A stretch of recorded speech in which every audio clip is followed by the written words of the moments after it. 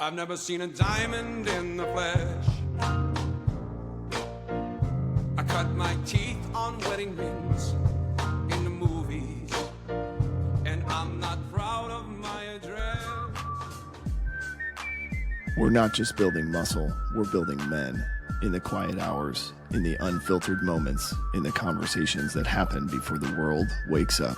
This is the Gloom, where brotherhood forms in the dark so we can lead in the light, where vulnerability is strength and leadership is handed from man to man, one story at a time. Our mission is to empower, exhort, and inspire men to achieve their best selves through stories of reinvigorated male community leadership. We bring you weekly interviews with F3 Omaha PAX, ordinary men doing extraordinary things in fitness, fellowship, faith, and leadership, because we believe that every man has a story, and reinvigoration starts when that story is shared. This is the glue in the gloom. Shout out to our sponsors, Exclusively Eye Care, Major Team Mortgage, Liberty Core Real Estate, Avior Wealth Management, and Omaha Laser Dentistry. We appreciate their support. Liberty Core Real Estate is your homegrown real estate broker. If you're looking to buy or sell real estate, whether personal or investment, Armando, aka Brian, and Megan Michaels' company is ready to serve you. With Command Center in Old Town Elkhorn and agents all throughout the metro, they are more than ready to guide and serve you in your next real estate endeavor.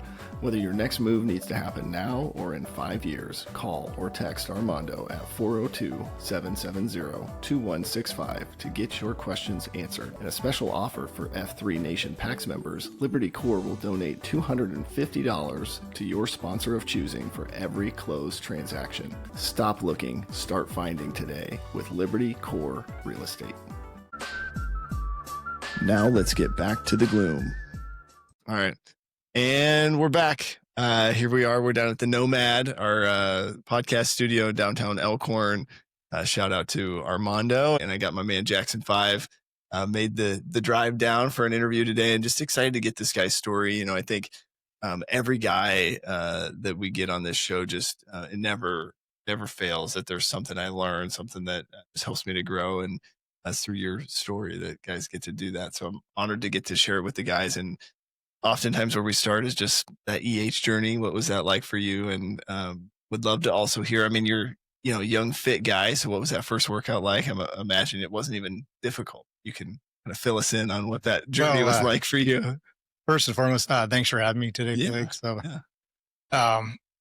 Back to the EH, it's a pretty unique story. So about 3 years ago, make sure to rewind real quick. So my wife's cousin is married to Double Dip. Okay. So that's who EH'd me, was Double Dip. So every time we have a family function together, he's like, "Oh, looks like you've been working out." Yeah. He's like, "I've been doing some things," and he's like, "Oh, that sounds good." Because so my oldest just turned 5, and before she was born, I got my cholesterol checked, and it was like 305 or something crazy. Oh, like, wow. Yeah. like I think it said stress level, like heart attack level, or something crazy. Yeah. It's like I got to do something different. I wasn't never out of shape either. You know, I think it was just like a bad lifestyle and Hereditary, just, you know, maybe? Or? hereditary, or just, you know, I just probably wasn't making the best decisions. Yeah. So like I got to do something different. Yeah. So I started working out, doing I did Beachbody for probably like a year or so. Oh, like the DVDs or the DVDs. Yeah. So I I've did done that. those, So, yeah. you know, it's one of those, like I got in really good shape, and then like you can take a day off. Yeah. Then you take 2 days off. So I started doing that. So fast forward about a year, I moved to Papillion. Okay. And so I had Double Dip come over to my house. First thing he said, like without saying like, "Oh, hey, you know, welcome to the neighborhood. You know, how's everything going?" He's like, "Do you know I run on this pre-route run every single Wednesday?" You know, and it's like, oh, whatever. Cause he's been trying to EH for a long time. He's like, "I even have your name picked out, everything. You just gotta show up." And I was like, "No, I can't do it. I live too far away." At the time, Yeah. I lived like 2 blocks away from Red Wings. Okay. So like, I was like, "No, can't do it." He's like, "You live close." So I moved here. He's like, "All right, we got to do this." Yeah. So he came over, and the whole time he just talked about what they do, what it's all about, you know, and it's like, "All right, what do I have to lose?" So he texted me like that next night. He's like, "Be there Wednesday." And I was Okay. like, "All right, I'm going to do it." Yeah. So I wake up, I look at my window, I'm getting ready, and here's these two guys running by my house. This is at 4:40 as I was getting ready to head in. 4:40 in the morning, these guys run by and like, Yeah. he's going. It was turned out it was Double Dip and KOA. Oh, nice. So KOA is the one that led the workout, my Okay. very first workout at Mount Olympus. Nice.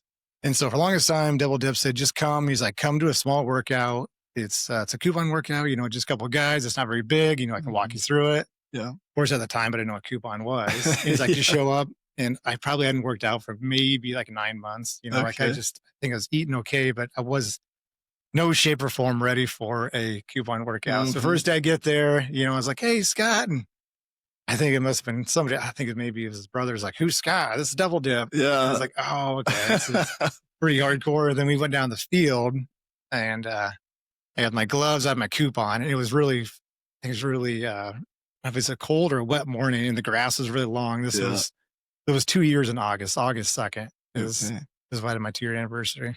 Nice. So we get down the field and we did partner murder bunny and back. And then I think we had to do like 100 murder bunnies, or maybe it was 100 curls, and we had to do 100 different exercises. So it was a killer work. It was by far, it was like the top 3 hardest workout I've still this day had done. It was my first day. Yeah. And so I remember we get done. I was like, I can't do any more. And all of a sudden someone said Omaha, and I laid back like, what's Omaha? Like, that means we're done for the day. Cause I thought we had to finish it. Cause I think it was like maybe 100 presses. Yeah. We're not worthies. Oh man. So I walk up there and I was just like a zombie, like walk up there with my hands straight. And, we did the whole name thing. And, they threw out a bunch of names and then settled with Jackson 5. Okay. And like, as I get home, I tell my wife that, and she's like, that's kind of cool. So my youngest was just born. Okay. Like maybe it was a month ago. My youngest was just born. His name is Jack. Okay. So now we're a family of 5. Oh, and Jackson 5. So I was like, oh man, this is kind of cool. What did you tell him in the circle that morning that made him? So I think before they knew I worked for a company called ABC Supply. Oh, okay. So ABC, the Jackson so they 5. kept doing like ABC. Yeah. So that old gene going. I was like, oh man, this is pretty cool. Yeah, that is awesome, man. It's funny. Maybe I don't know if there's a trend in Sarpy, but Boss Hog was just telling me on his episode that he started at Mount O as well. And so, really? It's interesting to just think like of all the workouts to invite an F and G to, right? The coupon workout. I don't know. To me, I don't think guys would come back, but you went back again. So that leads into the next part of the story.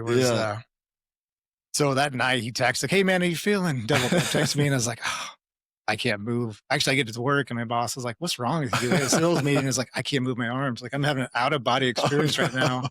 Went home, had a Epsom salt bath, and it's like, I got to do something different. Yeah. So he texts, he goes, hey, tomorrow we're doing just a nice, easy 3-mile run, 5K. Okay. Yeah. And I was like, I've never ran 3 miles consecutively since high school. So, like so I was like, oh yeah, sand lies. Like Yeah. just a nice, easy, you need to do it to stretch out. And it's like, and I just said, sure. Yeah.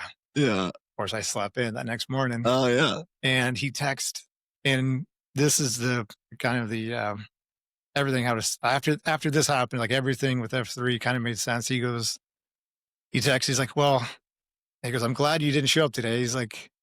He goes, I just want to make you aware. He's like, it's either you're in or you're out. He's like, I don't want you to go part-time. He's like, you make the decision. I was like, oh, okay. So kind of like give me an ultimatum. He's like, it's like, if you're telling me to show up. If you're not, don't show up. Oh, okay. So, I mean, he was pretty firm. Like it was the greatest motivation ever. Cause I was like, all right. Cause the longest time I'm like, oh yeah, I'll work out. And you don't, you tell it to yourself, but you tell it to somebody else. And you're like, oh, all right. that accountability. Yeah, for sure. So on Friday was disco. So I showed up at disco and he's like, see, he goes, I told you. He was like, you keep coming. And like, this is the greatest thing ever. You get to play frisbee golf or disc, in the morning on Friday. He's like, this is a great thing. So after that, everything was the rest is history. I love it, man. It's so cool just hearing, like I said, every guy's journey is just so different and hearing how, not everybody would have responded the same way to that comment, but Double Dip must have known, right? That would be a motivator for you. I am curious. I'm just imagining these family dinners with like multiple sets of twins. Like how do you, so talk us through that, right? Because your brother was also a psyche recently and then your cousin, or Would they be brother-in-laws, the Dip brothers, or? Nope. So I'm related to Double Dip's wife. Okay. Well, yeah, once in a while we'll get together and, Yeah. and he'll be over there. If I go over to his house, he'll be over there and once in a while. Yeah. Yeah, I guess I think it's one of those things where like we're all competitive together. Yeah. So our 40th birthday party. So Pitchfork and I and Fun Dip and Double Dip all went together, all golfing together. Are you all the same age? So they're a little bit older. Okay. So I think I'm 41, they're 44 or something. Okay. Yeah. And they're talk about some hammers, right? Like if you're gonna compete with some guys, they're gonna push you, right? I know Iron Pack's challenge is coming up. I don't know if you're gonna do that at all, but what I guess and I remember asking one of the Dip brothers this, but like having a twin, like seems to me like that's something that is not there aren't that many twins, at least that I know. It doesn't seem overly common. So I don't know if there's anything in that space that like what's that like, I guess, and maybe you'll tell me like it's just like having any other type of sibling. But no, it's I mean, the greatest part about it is you always have someone pushing you, like, because like he gets up in the morning and like, do you work out? He's like, yeah, I did. Got to get out and work out. Yeah. It seemed like we're always pretty in shape. So it seemed like we always push each other. Yeah. A couple of years ago, probably 10 years ago, Pitchfork was a lot bigger than I was. He was probably like 20 pounds. Like like muscle, you mean? No. Oh, okay. He was bigger. And it's funny, I used to tell the story because this is how our twin rivalry, we call it brother way off. Oh, okay. So every Christmas we have this because over 10 years, I said, how much do you weigh? Jump on that scale. I was kind of joking, like, get on the scale, fatty. And he's like, I'm not much bigger. He's like 25 pounds bigger than I was. Okay, yeah. So every year after that, you never want to be the biggest one or you never want to be a skinny, we always call the skinny little bees. Yeah. So like you never want to be that. You always be right in the middle. Yeah. So every year we're always competitive on that phase. But as far as like F3, I think we have different, backgrounds leading into, I started off with a coupon. He started off I think he started off with the pit, but he didn't want to do the coupon stuff. For me, it seemed like that was like my, like that's my motivation is to do a coupon workout every single week. Yeah. But it's cool because, every time we go somewhere and work out, like, Pitchfork, how's it going? And still to this day, like I won't correct anybody until like the third or fourth sentence when they're like, and I say, oh, how's it going? Like, just like Boss Hog saying Pitchfork one time, just like, hey, what's up, Jackson 5? Yeah. And he turned around and he goes, who are you? Yeah. I was like, we just worked out yesterday together. He's like, what do you mean? Oh, it's his twin brother. Right. Probably for 6 months, nobody knew we had a twin. Is there a secret way to tell you two apart? One of the workouts, we dressed exactly the same. Yeah. And for the longest time, people were like, I have no idea who's who, like except for the shoes. Yeah. That's the shoes, maybe. I don't know. There's probably really no way you can actually tell until you're with us nonstop. Like not one of you don't want to have a scar or a birthmark somewhere. Well, we have a birthmark. So he has one on his arm. I have mine on my leg. Okay. So that's like the secret weapon right there. That I don't think anybody else knows about. So now everybody knows. Now everybody knows. Yeah. I love it. I had two older brothers growing up, and I think something special about the brotherly bond. But I think, like you mentioned with the twin rivalry a little bit, like my older brothers were 3 and 4 years older, so they could always run faster and do more up into a certain age. But what's it been like as you have seen him kind of get into F3, or because you started first, right? And then you EH'd him. Is that how that went? So I started in August, and then he didn't get for the longest time. I don't want to do it. Finally, he decided to do it in December. Okay. So after the way off? It was before the way off. I was like, you have to get, and then, yeah. And then so he did it, and then it was funny because he joined in December, and then I think it was slow pitch. Kept saying like, "Hey, you should be a site leader at Trident." Like after like 2 months, he's like, "I've just started here." He's like, "Oh, you're fine. Don't worry about it." Nice. So he became site Q in March. Way before because I took mine over like 3 months before him, even though he started way ahead of me. Yeah. But yeah, that's so like that camaraderie between like him and I. It's really cool because like outside of it, you always talk about it. Mm-hmm. Kind of like if you're at a party with a bunch of F3 guys and then a bunch of other buddies. Yeah. You tend to gravitate towards like talking about the workouts. So that's kind of how it is with us. Yeah. That's so cool.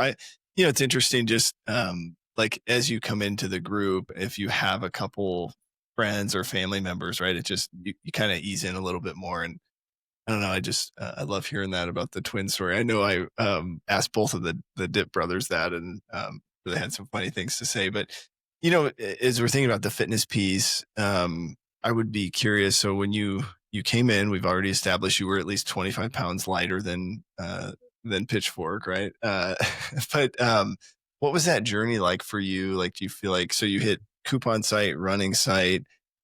Were you all in, and did you go, like, where else did you go? How did you make some of those decisions or navigate? So I had some friends that are in different sectors, Oh, okay. so I would kind of bounce around a little bit. Yeah.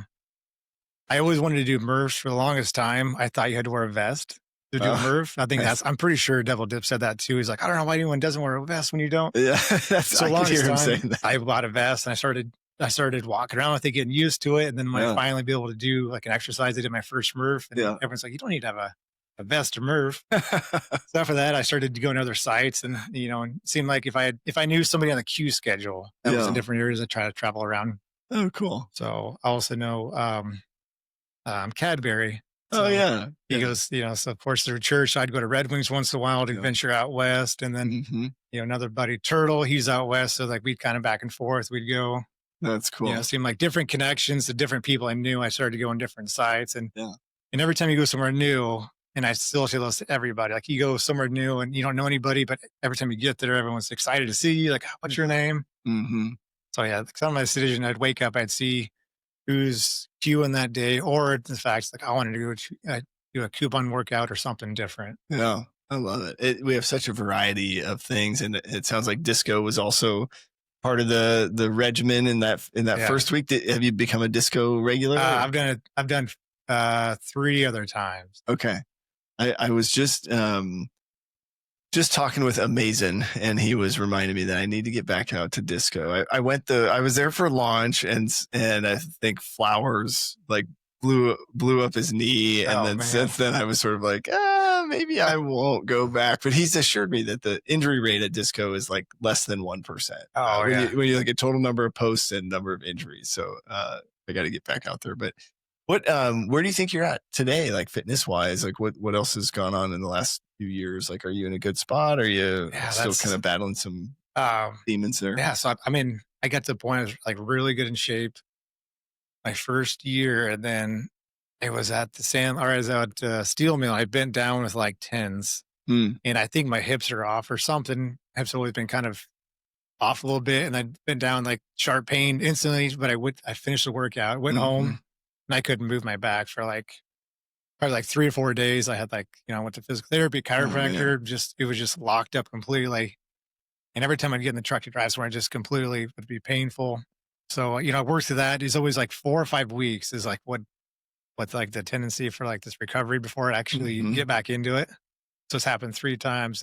And so I passed the flag in June 18th. And then I worked out like that. Next week, I went right back to Mount Olympus. Yeah. And then after that, something happened I think it was at the pit where everything just locked up again. So I've been on the IR for the last like 4 weeks. Wow.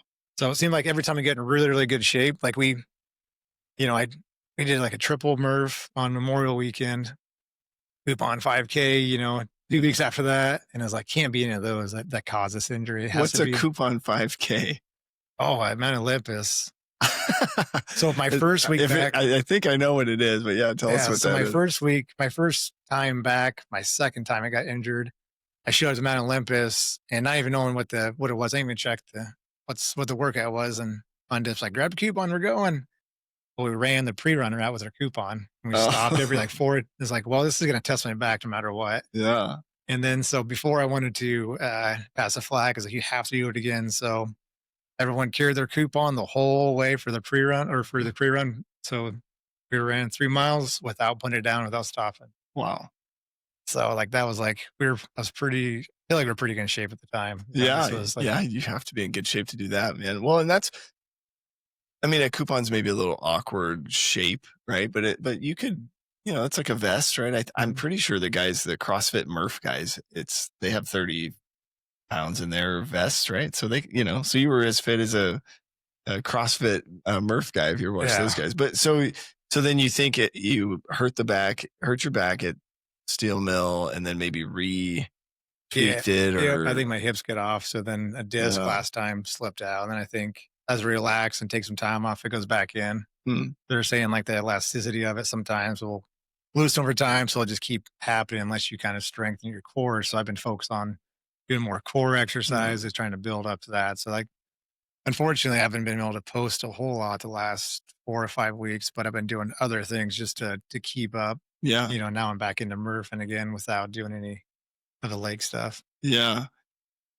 What I know for me, like getting injured on that level, right, is like one of my biggest fears, mostly because the workouts and the fellowship and faith pieces are all so beneficial for my mental health. I would be curious, like, how have you? What's been your process to like stay connected or just stay? I don't know, fresh, or maybe it's been difficult for you. What's Yeah, it been it's like? I mean, I wouldn't I'm not gonna sugarcoat it. It's been extremely difficult because Hmm. you have this I'm gonna say like a fun place that you look forward to going to each week, different sites and seeing the same people. And this happens.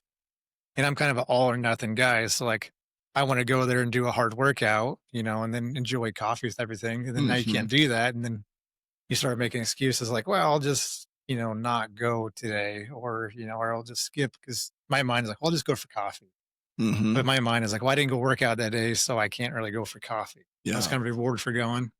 Yeah. So like even my M would be she even sees like after the first like week, she's like, I can't wait till you get better because you're Yeah. mentally like you have to go like you're because like I look forward to getting up every morning. Like alarms going off at 4:15, like that's a Mhm. standard. So I like the first week I try to do that. I try to get up, do stuff around the house, and then now finally like I'm back at it where I'm, getting up early and doing the same routine. But Yeah. yeah, like it's tough to, you just have like that mentality where like you're go, go, go, and then it hits you and you have to realize like, all right, we're not spring chickens anymore. Yeah. Yeah. Well, and I think I turned 40 this December, and I've had several guys kind of warn me that's that Yeah. really is the hill that, like, watch out for that. And I'm nervous, man. Because I think, like you said, right, it becomes just such an uplifting portion of the day, right? And really, in a way, fills you up, prepares you so that you can go be a good husband, be a good father, and work at whatever your job is. But so, so for you, when this happens, the chiropractor doesn't help, PT doesn't help. It's really just you got to rest and slowly ease into it, or what's been I mean, helpful there. I can tell you like all those things helped, Yeah. but I tell this to Pitchfork and I think he thinks I'm crazy, but my first time I injured it, um, I threw a bag of mulch over my back and something popped and then Mm, pain instantly went away. interesting. Then the second time this happened about a year ago, I picked up my middle kid and she threw a fit and I just completely collapsed over. You Mm, hear a bunch of crunches and I was like, oh gosh, everything just went out. yep. I popped back up and it's like the pain was all gone. Wow. And it was just the weirdest thing where like that everything just I don't know if it released or if it was Yeah. out. Somehow more like nerve pain. It sounds Yeah. like. Yeah. Because then Yeah. everything was like back, back normal. And I can like actually stretch my legs again. So Hmm. and then same thing with this time. I was injured and I jumped up to go grab something. Like my kid threw a ball and I jumped up and I was like instantly heard a pop and I was like, oh, this isn't good. Yeah. But then like I started moving around and was like, oh. But then I started going more to the chiropractor to get more of like they would do like decompression and do some Mm, more, just different things. I feel like that helped out afterwards. yeah. Yeah, I've seen Crawl, right? So Retweet, does some physical therapy stuff, and then Crawl is a chiropractor, and I think, man, back stuff is just it can be debilitating, Mhm. and the challenge that my wife has some back issues from time to time, and her biggest frustration is like nobody else can see it. It's not like a broken leg, right? They're like, oh, I can Yeah. clearly see your leg is broken, but it's like people can't see it, and they don't often understand, how painful it can be. So you're getting back into the Murph with no leg stuff. So you feel like you're kind of on the mend. Do you feel like? Yeah, but I know myself way too well because I'm Yeah. gonna jump, 100%. Yeah. And that's kind of my how I operate. Yeah. So it's hard to like back up a little bit and Mhm. try to tend to do more bruiser friendly. So I lead a workout tomorrow at the bell tower. So I have some ideas like I'm just gonna, Yeah. Low low impact. impact, Yeah. just I got some bands from Pitchfork, use that. But Yeah. yeah, so I finally I feel like I'm on that next phase, but like I got so excited last year for Iron Packs challenge and I got hurt after the second week. So I Yeah. had missed basically all of it. Then this year, I don't think I'm going to be able to make it because I Yeah. So like that's the tricky part. Yeah, and iron packs is definitely, can cause has I have seen some guys get injured from that. I got to do 2 weeks last year, and then we had our third kid like in the middle of IPC, which I was a little bummed, but it was like, okay, well, this seems like a reasonable Yeah. reason to miss out. But well, I'll be praying for you as you go through that. I think that's really no joke, those physical injuries, and especially it sounds like yours is kind of touch and go, right? So not only are you trying to get better, but then once you're better, you're kind of like blooming, I would Yeah. It's like guess. whenever I get in the best shape, that's when it happens. Yeah. Like when I'm at the peak, I'm like, all right, I can tackle the world. Then it's like I Yeah. sneeze wrong and then everything. Yeah. You may have to consider taking the coupon run off of your I regimen. know that's what's he gonna go back to? Like, my wife's like, you sure it wasn't the coupon you ran with, or you were wearing the Vastigo Murph? And it's like, I don't think so. I think it was something different. I It's slept wrong on it. definitely not those, not any of those things. Oh, I love it. We're so funny. The stuff that we do, we just keep pushing. I was talking to somebody the other day that, it was like, man, I couldn't get out for a run or whatever. And they reminded me that in F3, we're around all these guys that are just doing a ton of stuff. And Mhm. so our bar, like what we think is normal, is like so much higher than the average person. So we just think it's normal that for guys to run with Yeah. a coupon, or for Farva to run, however many miles. But Yeah. Crazy. um well, talk me through. So you come into the group and you've got the Dip brothers, and then you reference a few other people around town that you knew. So you kind of knew guys, it sounds like, within the region as you started getting into it. Yeah, as you start talking to more people, it's like that, that secret club or like Yeah. Shingles is like, I've been doing it for a couple years. And Yeah. then, and then he talked to another guy, Turtle, and another guy hasn't posted for a while, Storm Chiefs, or a couple of, guys I Yeah. knew. And then as you get into it, you start meeting some really, crazy, very exciting, like F3 I like is the way to describe to people is you're never going to meet an unmotivated, unsuccessful person this Yeah. early in the morning. Yeah. It's like every time you get somewhere, like everyone has a great story Yeah. and, very upbeat. But yeah, there's so many cool. I always like to kind of reference back to our Mount O kind of or with Fun Dip, G String, and now with Lot Lizard. I feel like those Yeah. guys, I feel like a pretty good solid core of Mhm. individuals. So that's it's nice because I feel like we kind of push each other. Yeah, for sure. We think about like the fellowship piece, and I always think about like a new guy comes in, and like we, on the front, right, when you just first meet the group, it's easy to kind of think like, oh, all these guys are like best friends, and they know each other so well, and then you come to find out that not really the case. We're just like we're all here kind of for the same reason. We're all trying to get better. And but how did you go about making friends or building new relationships as you got around and started meeting different guys? I feel like you have a pretty good bond when, like, I go back to Mount Olympus. You have a pretty good bond with somebody that you threw coupons with, Yeah. or like the first time somebody comes to it, they're like, Mhm. "Oh my god, it was so tough," and it's like, yeah, it's always the hardest part is that first workout. After that, it's just easy. Mhm. But I feel like after you start meeting some guys that are like minded, or always build you up, or you kind of like, oh man, this like I keep one guy I'm going to reference is Bowflex is Oh yeah. like that guy is just a machine, day in and day out. He's posting all the time and, zero complaints and, he's respect. He's 50. So, you kind of look up like every time you have an issue, you're like, oh, and if like my foot hurts, like, well, bull flexing, he Yeah. did If he's today. out here, yeah. Yep. So Yeah. yeah, you see the same people over and over again. You never want to not necessarily let them down, but you want to show up every day and, and see them Yeah. and like that's the hard part. Like I never wanted to tell everybody, like, "Hey, I've been hurt. That's why I haven't come out for a while." Yeah. Well, it's nice when you get those texts, like, "Hey, I haven't seen you for a while. What are you up to?" Yeah. Like, "Hey, I've been on the IR for a little bit." Yeah. It is interesting because I think and several guys over the years on these interviews have mentioned like just the power of a text, just that little slight nudge of like, hey, thinking about you, what do what's going on, when you post next, or even if I'm trying to remember like even some of my friends that don't post or guys that have decided like F3 doesn't work for them anymore, still reaching out to just let them know that I care about you even though you're not doing F3, which is a hard pill to swallow sometimes. But talk me through, like, I would be curious your relationship with your brother, or even with the Dip brothers. I keep wanting to call them your brother-in-laws, right? That would be they're your brother. So yeah, we can Yeah. say that. We'll say Yeah. that's like Yeah. Right. unofficial. They're your sister's husbands, right? It's Your wife's my sisters. wife's cousin.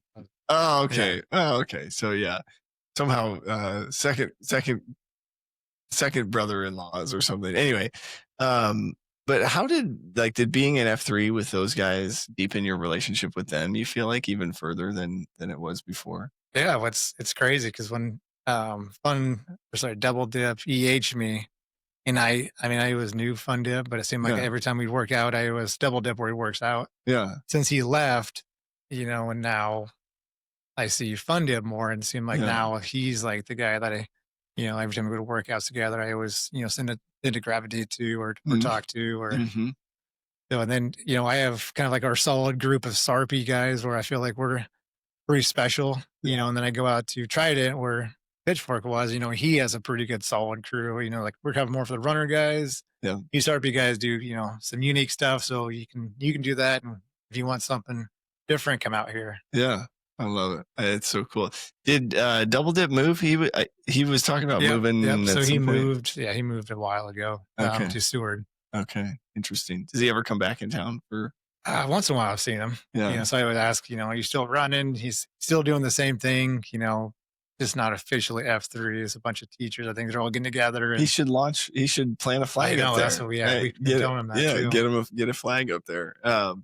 Well, and this is so random, but just in my mind, I'm wondering, when you're with the Dip brothers, can you tell them apart? Yeah, 100%. I think it's like a twin power. Like, so you can, tell. yeah. Yeah. I love it. Well, I would also be curious, like in terms of like shield lock or any of those sorts of things. Have you gotten a chance to get into sort of a tighter group relationship with guys, or has that not been something that's come up? Yeah, I feel like we're not official. I have a couple of guys I feel like we're pretty close. Like, one of the guys I think that motivates me more than like Pitchfork, but I think a lot Lizard. I feel like if I were just going to be like we're official group of like Shield Lock, like he's a guy that's like you go anywhere in F3 Omaha, and it's they talk about Lot Lizard. He's a guy that's never questioning he's going to be there. He's always going to be there. Mm-hmm. And like especially when I was injured, he's a guy that always texts me like, "Hey, when you come back out, how you doing? Yeah. Everything good?"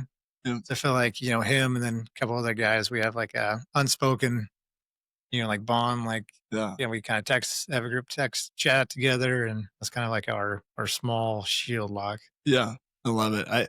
It's interesting to me because I feel like shield locks typically form organically like that, and I think it's like, do you have a space, right? If something's going on that you can go and just share what's on your heart and get some honest feedback, I think, and not just feedback that agrees with your perspective too, right? Mhm. Like get some guys that would really push you, right? If you were being out of line or if you needed to adjust. So I think that's cool that we all get a chance to have chips. Yeah, because it's not always a good conversation they're going to have with you. It's kind of funny. I told this to my wife the other day. Put a group chat, and Lotler's went on vacation. He said, "Hey, he wants to take over the flag." And of course, my wife worked both weeks that Lotler's would be gone. So G's drink said, I'll take it. And then oh yeah, by the way, I think Jackson 5 quit F5 and just left at that. And it's like, oh man, that really hit home. Is like, oh man, Yeah. like, now it motivates me to get back out. And Yeah. of course, I don't want to tell anybody I was injured, but then again, Yeah. So like that was like a huge motivator. It's like, all right, I can get back in the group. And I know he's like joking about it, but I hit it and it's like, oh, if I think I'm gone. And yeah. What do you think it is? Because you've mentioned that a couple of times. What do you think it is that makes it difficult to tell people you're injured? Just the fact that, I don't know, it's just, I don't want the, maybe not sympathy, but I just don't want people like, oh, hopefully you're okay. Too bad, Yeah. feel bad for you. You're out, so I'd rather just not tell anybody and just hide it. And then once I'm back at it, get back at it. Yeah. So it's just hard to like, even my wife, like, are you still in pain? It's like, oh, I'm okay. I'm just not working out this week. Even though your back's hurting, like, you just don't want to tell her. Yeah. Yeah. I don't know, something about it. I like to keep it secret. And then hopefully, after a couple of weeks, you can come back at it. Yeah. Yeah. It's interesting. It's like we don't somehow admitting I don't know if it's like our mortality or just like the fact that like as we get older, we may have some limitations, right? Yeah. And especially when you've been performing at this like really high level, right? You sort of start to think like, I can run 3 miles with a coupon. Like what, there's nothing I can't do, Yeah. And so I think, cause I'm the same way. I mean, I think it just, and I have, knock on wood, haven't been injured too much, but I think the times that I have, it is really hard to just to like, allow yourself to rest or whatever it is that you may need. I don't know. I feel like a lot of guys kind of struggle with that. Like, how do I move forward if I have to actually pause and take a step? Yeah, I mean, that's the tricky part is to know your limits because part of me is like, I feel good. I should be able to get out and do it. But, Hmm. the 2 weeks from now when I'm injured, like self would be like, why don't you just wait 2 more weeks? Yeah. Yeah. Well, the other part of this kind of fellowship piece, right? We think about like all the relationships in your life, right? So I don't know if you're familiar with like the concentrica at all. We talk a lot about that. And I think you mentioned a little bit, right? Like your wife notices like, hey, you need to go Hmm. get a workout in, but I can't remember. Do you have kids? Hmm. How many kids do you have? Oh, I got, five or so I got 3 kids. three kids, Yep. family of five. Just turned 2, Okay. turning 4, and turning 6 in December. Okay. So all like kind of grade school or Yeah, so or kindergarten, younger. Yeah. preschool, and 2-year-old. Okay. Have you brought any of them out to a workout at all? I took 2 of them. I took my oldest 2 to a I think it's July 4th workout, or maybe before July. Yeah, I took them to Okay. workout. Yeah. What'd they think of that? Oh, they were terrified. Yeah. Were they? Yeah, because like they're hiding behind me. But the second they got to do cool obstacle courses, Uh-huh. because at home we'll do obstacle courses all the time. Like I'll set Yeah. up something for them, and then so I said this exact same thing you do at home. So Yeah. once they realize like, oh, I got to jump here, do that, Yeah. like they're all about it. Very, very active. That's so cool. It's funny, right? Because they know you get up, they know you go to do this crazy Mhm. thing, and then to bring them out to it is sort of like, okay, this is what Dad does every morning, and it's just kind of fun. You never know what they're gonna think. My daughter is like, I don't really feel like going anymore. Is that okay? And I'm like, sure, that's fine. Because at the time she was like 3, and it was a lot easier to not carry her around the whole time. What when you think about like impact on your marriage and relationship there, any insight or Yeah, I mean, once you realize, I mean, I always knew like the core of, you know, of our marriage, like relied on like trust and like, nothing else to try to, Mhm. break that bond. But like hearing, reading Free to Lead when it's like, everything evolves around your relationship with your wife. And it's, Yeah. I think after hearing that from multiple people and in different COTs and then doing that, I feel like everything's just grown stronger, realizing like, like in this world, like especially when I get hurt, like that's the prime example. Like when it got really, really, you know, tight between us because she knew I was in a tough spot where like I was actively going out and meeting more people, Mhm. and having a great time and oh, I met this person, great Yeah. connection. Then I go to the point where I can't do it. So she kind of built me up a Yeah. little bit. And then I think it was last week, she's like, "You gonna work out?" I was Mm. like, "I'm not sure." And then she's like, "You gotta go work out tomorrow." Yeah. Finally, like now she's like pushing me to go Yeah. out because it's way different. She knows. She knows that's like a different. And then, if I work out that day, then I come home, it feels like, no more worrying about working out at night. I get to hang out with the kids. And she knows that routine. Like before, I would work out in the evenings way back in the day. Yeah. She likes I get up early and then it's done. I can help her Yeah. in the evening. Yeah, it's not hanging over everybody at the end of the day. Yeah. I don't know why, but as the day like there are times that I've worked out later in the day and I don't feel as like I'm not as fast when I run. It's also hotter, and I Mhm. mean, I just like getting it done early in the day. Part of it I always feel like is because I'm half asleep, and so you're like you don't even realize what you're doing. You Yeah. just go out and go. But what you mentioned reading Free to Lead. I would be curious. You remember reading that? Anything in there that stood out to you? I think a lot of times you kind of see your own story in there Yeah. somehow. I always talk about if I if I have any coworkers that are interested, I always, I was going to mention it. Yeah. It's like a couple guys like, well, I'm going to go to the gym workout after work, and I was like, oh, so you're going to go pay a fitness person to train you, and it's like once that money runs out, who's going to train you? Like, somebody there. Like, oh, so it's going to be if you're at home working out, it's the Fern, Yeah. So I was a big Fern guy. Yeah. I'd get to that point. I'm like, I'm here, and then I'm going to take a day off, take another day off. no one's there to like telling you like, hey, you need to get back on track. Hmm. So like that's if there's something I learned on that, the aspect of like, you're not no one else is gonna motivate you except for yourself, but you Yeah. go join this group and you have endless of people that's gonna, want you to excel. Yeah. Yeah, there's and I can't remember if it's Q Source or Free to Lead, but they talk about this idea of like holding yourself accountable and how hard that is, almost impossible that is, right? Because you're like left to your own devices, right? You are likely gonna like, you might do the easier thing. And Mhm. so like going to the group and having the group to hold you accountable, then you have guys that can really say, like, hey, if you're gonna say you're gonna be here, right? Or like, hey, if we're gonna do this workout, like let's actually get a workout in. And I love that concept because I think the times I've tried to, quote unquote, hold myself accountable, haven't always gone the way I wanted them to. But Yeah, you have every excuse in the world, like, oh, I didn't sleep yeah, right, kids are up, yeah, and yeah. I've got this thing, my ego, right, that is always trying to make itself comfortable, and it's pretty good at that. But yo, Gloom listeners, it's the plague, and today I'm talking about getting your finances as fit as your physique. Our very own F3 Omaha brother Jean Claude, aka Michael Pfluger at Avior Wealth Management, specializes in building personalized financial plans. He understands the journey you walk in life as a man of faith, safeguarding your family and creating a legacy. Jean Claude is ready to help you plan your finances with intention so that you can live with purpose. And that's just the beginning when you work with the Avior Wealth team. Visit avior.com/F3. That's AVIOR.com/F3 and see how Michael can guide your financial journey today. When you think about the other pieces of this journey, I also can't help but think of like the faith piece, right? And just, I think F3 is such a cool spot for guys to, either the guys that have a established faith or guys that are just trying to figure it out or guys that are, you know,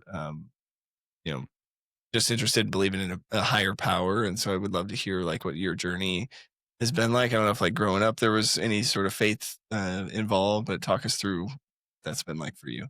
yeah, I mean, I've always had a great um, faith. It seemed like I always had a great believing of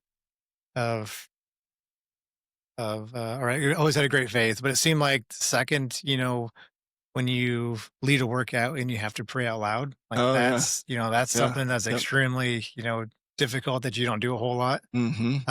Yeah, that was a great phase. But then now, once you dive into trying to prep more of your prayers out loud, I feel like that's like kind of just praying out loud is a huge Yeah. thing, Yep. especially with yeah, like that's one thing if I can say it grows my faith. It seemed like, now I pray out loud at home all the time or with Oh, my cool. wife, it seemed like it just kind of, that especially if you're injured, I just keep on praying like how I help you Yeah. recovery.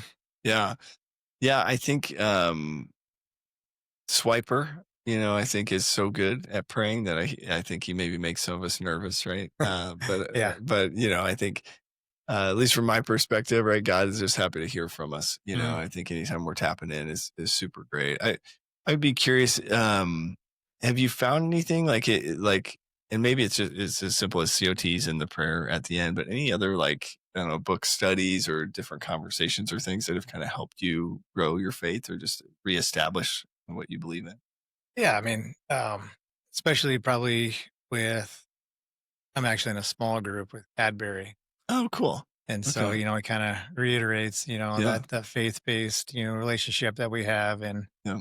it just kind of makes you sit back and realize like, like all these things that you're worried about in life, Yeah. that's not worth worrying about. I think that's the biggest thing is like, having, great faith is like not stressing about the things that you know that you have no control over, Mm-hmm. as Yeah. far as like injuries or workouts. But like that's one thing I think if there's anything that I took from, more of like the F3 is like the fact that like you can just sit back every day and and not looking through a rearview mirror consistently. I was looking through the front windshield, knowing Yeah. like whatever happened in the past happened, and and I'm not the driver of this, this Yeah. world, and I've got to take all the credit for it. That's really cool. I love that analogy of the looking out the windshield instead of the rear view mirror. I'm gonna steal that for sure. So Cadbury's a pastor, right, at Yep, Water's Water's Edge. Yep. Edge. How long you been going there? I've been going there for 7 years now. Oh wow. So a funny Okay. story, F3 connection, I got to tell you real quick was my father-in-law was down visiting a buddy in Lincoln, and his buddy's like, "Oh, I go to a small group, with a bunch of guys get together." And we went down there and started talking and met this guy who was moving to Omaha to become a pastor. And he's like, "Well, I'm moving to Omaha too, and my daughter and son-in-law live in Omaha. They go to Water's Edge." And he goes, "Well, that's weird. I'm moving there to become a pastor." It turns out it was Cadbury that he met before any envious knew. I met him in a small group in Lincoln, the month before he moved up to Omaha. Wow, that's really It's cool. such What a like a, small world. yeah. But he wasn't doing F3 in Lincoln, was he? Mhm. Cadbury? Yeah. Cadbury's one of those guys that I have to give him a hard time because I think he's a pastor, right? But he's also like just super fun Yep. and goofy. And so Mhm. I don't often think of like a pastor being that way. Yeah, you You gotta think of find like your being more serious. And I love that he brings a lot of that fun and joy to it. As you think about other guys that you maybe have encountered in F3, I would be curious, like if a guy is searching or trying to explore his faith, any thoughts there on maybe how to leverage the group to do that? I think we would just tell him like we're gonna pray for you, and I believe the biggest thing is like, just remind him that God is always there for you no matter what. There's some bad things that happen in this world. We have no control over them, but there's always Yeah, a purpose. There's always a plan for it. We don't know what it is, yeah, but there's always a purpose for you. Just that if you're ever alone in this world, at least you have one person, yeah, that's looking at you all the time. Is there something that's we like to, tell people that would be probably a good example. yeah. I love it. I would be curious for you if you would feel comfortable sharing, and I don't know, like what was it in life for you that kind of made you decide like I need a higher power. This is, like that kind of helped you drive that decision of what to believe in, or did you grow up with that sort of Yeah, faith system? yeah, we always, yeah, growing up, we've always went to church. I always believe in God and Jesus, always higher. There's always a higher being. But I don't think I was ever vocal about it. I was more of like Mhm. Yeah. internal prayer, and like I always tried to do the right things because I knew that was the right thing. Hmm. But now doing F3, I feel like being more vocal about it is something like that I've learned a little bit more about it. That way, more people hear about it because sometimes Yeah. you're like constantly like, oh, thanks God for everything. If you're saying it loud, keep it inside. Now I'll say it out loud or like, oh, thanks God for everything, or just like Yeah. share your experience with it. I feel like that's something that's helped out quite a bit. But yeah, there's always a turning point. But it seemed like the second I started praying out loud, talking to like-minded people about it, Yeah. like I think that's really kind of opened the door to Mm. being more vocal, especially being at our church with Cadbury and then my wife too. Like we'd always do small groups with, we'd have to pray out loud, talk about more of the Mhm. faith history. Yeah. Yeah. I love it. It's so cool because I think there's the number of guys in F3 with different belief systems, right? It just seems like this perfect place for guys to be able to explore. I always tell guys like the only bad decision you can make is to stop searching. And I think F3 is really like this amazing place to search because you can ask other guys questions about what they believe in, and there's no judgment, and there's also no expectation. And I think a lot of guys, if you're trying to search for what you believe in and you go to a church, you may get whatever that church believes and not Mhm. like a unbiased opinion. So I just love your example, and hopefully guys hearing that, right, they could come talk to you if they have questions. I also think, one of the key components, right, and from Free to Lead and just the whole reason we do this F3 thing, right, is our mission to invigorate male community leadership, right? And so we talk a lot about giving guys opportunities to lead and sort of courting this idea of like learning through failure and all of that. So I would love to hear, VQ or just the chance to be a site Q. What were some of those learnings from a leadership perspective? Man, I was scared to death because, Really? well, I mean, I would also attribute like just work because I mean, I do presentations once in a while for work, but it wasn't the extent where I would get up and in a whole lot of large group settings. So Mhm. doing this is like the greatest thing ever. So now, like, I feel completely comfortable talking in front of a lot of Nice. different individuals. I think if you're not nervous during your VQ, that means you don't. For me, if I wasn't nervous, it meant that I didn't care. Yeah. So I Yep. took it to heart. Like I was like, oh, what should I do? Your mind, you keep doing four Yeah. or five things. I had like four or five programs set up, workouts set up, and then every time I change it until like the 11th hour, I'm like, all right, I got to stick with this one. Yeah. I like it. Did you do your VQ before Pitchfork, or did he do his? Oh, so I did my VQ, and then he didn't show up for it. And I was Oh, like, how it rude! was funny because who was it? Somebody went to Trident, or I was leading the Trident, and he was there because I did my VQ was at the sanitarium, Okay. and I'm trying to remember who was there. He's like, why aren't you at? He's like, what are you doing here when your brother's leading his Yeah. VQ? And he's like, oh, that's today. Yeah. So he texts me afterwards. He's like, oh, by the way, sorry, I didn't realize you came Yeah. or had your your VQ. Yeah. But I was, like I said, I was nervous. But I think every time still this day after I lead a workout, I just have like this huge rush of like, excitement. And like, I need to do this more often. Like, cause everything, even if it doesn't go plan as what you had scheduled, Yeah. you can improvise and do some things and no one's going to notice as long as you seem like after you see that COT and then we walk around and pray after that, have coffee. Like after that, just, you're like, I like, if you can bottle that energy or that excitement after you have it, like that's, Yeah. but yeah, I was pretty nervous about it. And then when G String, fortunately asked me to take over the flag, like I was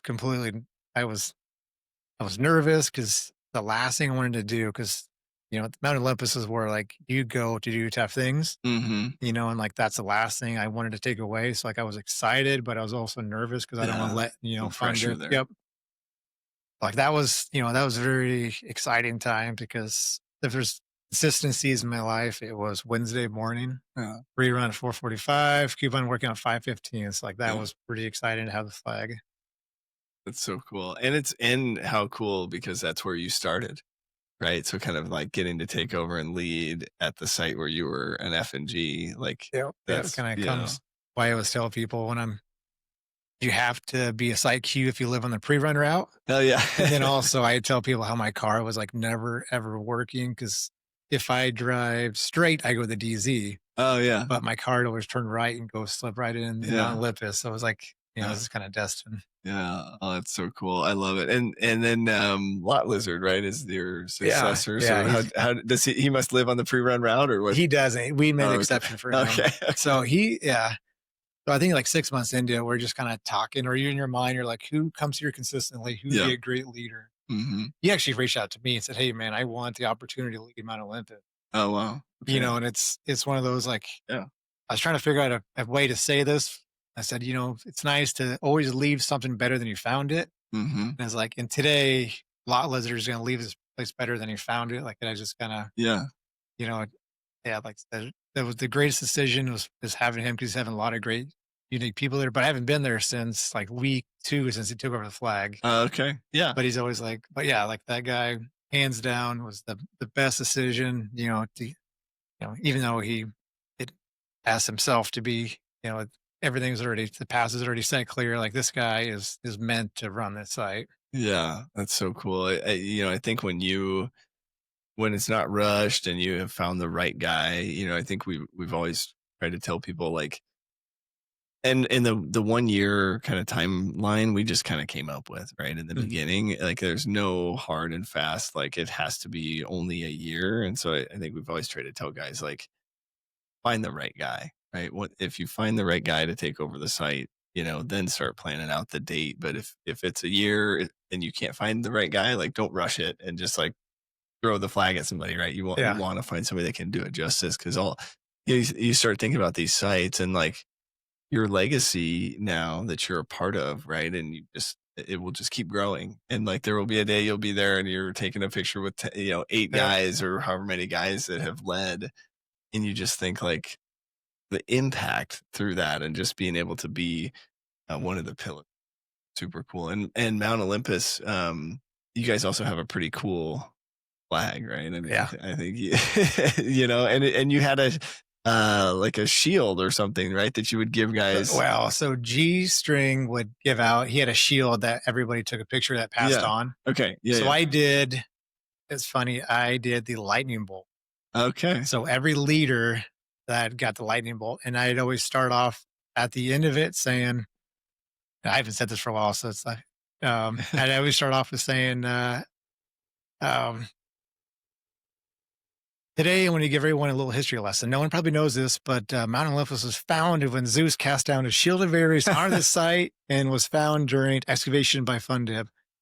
G-String happened to have the shield of Ares passed on to him, but today we want to give the lightning bolt to the leader of this site, and then I'd give a lightning bolt to every single leader every single week.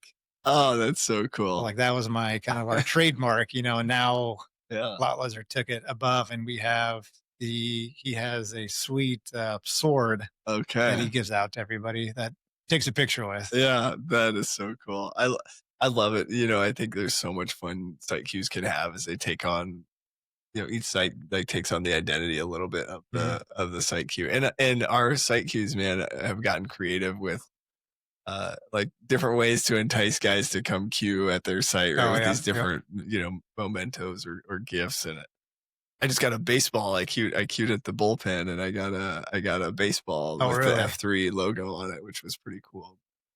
Man, this has been so great, and I'm just honored to get to share your story with guys that are listening. I would be curious, anything else come up like from life or from F3 or lessons learned, advice, anything else you would just really want to get off your chest for guys that are out there listening?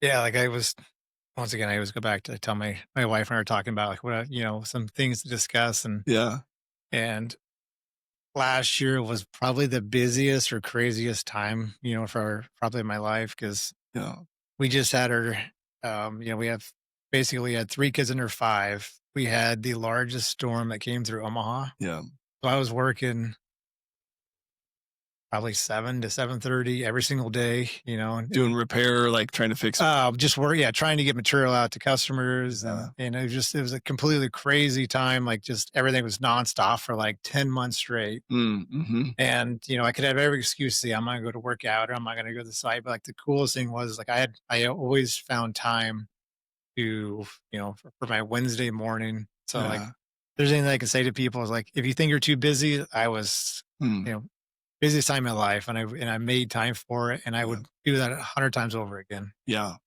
What else did your wife think you should share?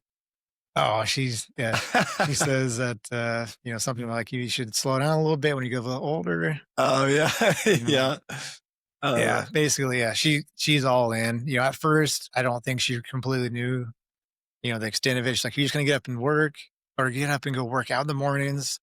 Because we had our young kids, so like sometimes she likes to sleep in while I watch the kids. So we had a pretty good trade off. We're like, all right, I'll go Monday, Wednesday, Fridays, or Tuesday, Thursdays.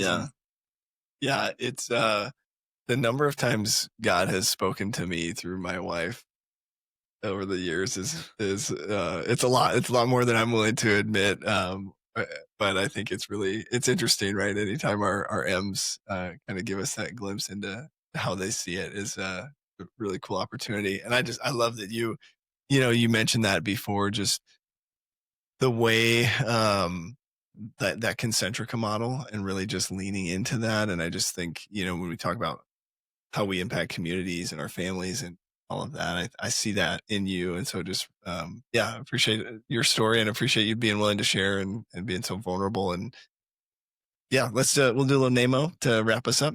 I'll start us off. Brandon Flehardy, 39, The Plague. Justin Coe, 41, Jackson 5. Jackson 5. And do we sing ABC? Or? You go, hee hee. Hee hee. Okay, I love it. That's awesome. I think you have a better call sign than your brother, probably. Yeah, it's scared. Yeah, I do. Yeah, awesome. Well, I appreciate you, man.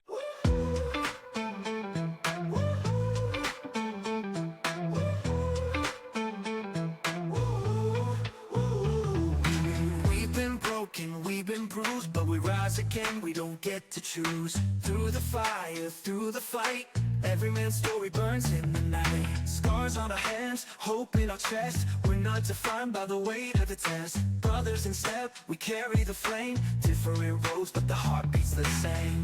Every man's got a story to tell, from the valley low to the mountaintop hill. Every man's got a story inside, standing strong we won't hide. Every man, yeah, every man's got a story. From the valley low to the mountaintop hill. Every man, yeah, got a story inside, standing strong we won't hide. Every man, yeah, every man's got a story.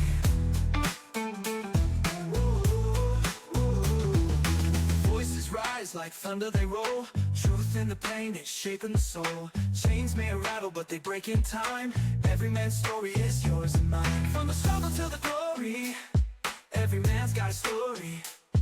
In the dark or in the light, we keep marching through the night. Every man, yeah, every man's got a story to tell. From the valley low to the mountaintop hill. Every man, yeah, got a story inside, standing strong we won't hide. Every man, yeah, every man's got a story. Every man's got a story to tell, from the valley low to the mountaintop hill. Every man's got a story inside, standing strong we won't hide. Every man, yeah, every man's got a story.